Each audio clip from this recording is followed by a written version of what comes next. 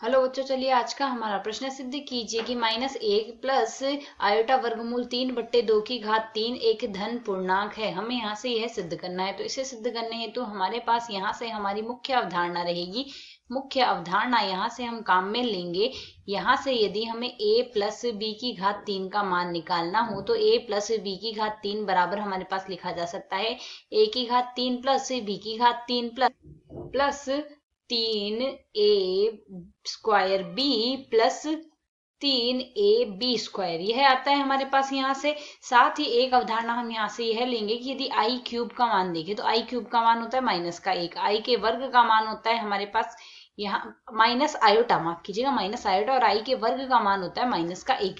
तो यही अवधारणा लेके यदि हम यहाँ से सरल करें तो हमें पद दिया गया है -1 प्लस आयोटा वर्गमूल 3 बट्टे में है हमारे पास 2, इसका हमें घात 3 देखें। तो यदि हम इसे आगे सरल करें, यह लिखा जा सकता है 1/2 की घात 3 आ जाएगा। माइनस में यहाँ से हम लिख सकते हैं -1 प्लस आ जाएगा आयोटा 3 की घात, आयोटा वर्गमूल 3 की घात आ रही है हमारे पास यहाँ से 3।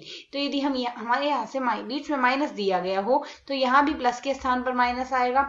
साथ ही हमारे पास यहाँ से आ जाएगा -3ab, तो -3a² आएगा, प्लस माइनस का 3a² लिखेंगे। इसमें हम लगाएंगे यहाँ से माइनस और यहाँ लगाएंगे हम यहाँ पर ab² में आएगा हमारे पास यहाँ से प्लस।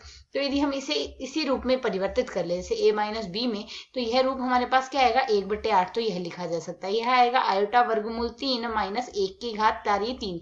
इसे सरल करेंगे तो 1/8 तो ऐसा कैसा आ गया।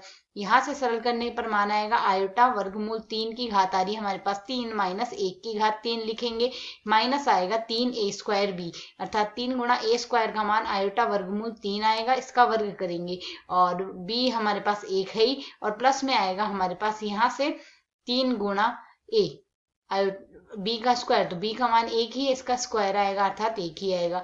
इसे यदि अब हम आगे और सरल कर लें तो आयोटा की घात 3 हमारे पास क्या लिखा जाएगा माइनस का आयोटा। तो इसे यदि हम सरल करेंगे तो मान आएगा 1/8, यहाँ से आ जाएगा 3 वर्गमूल 3 आ गया, साथ ही आएगा आयोटा, साथ भी आएगा माइनस, यह पद आ गया।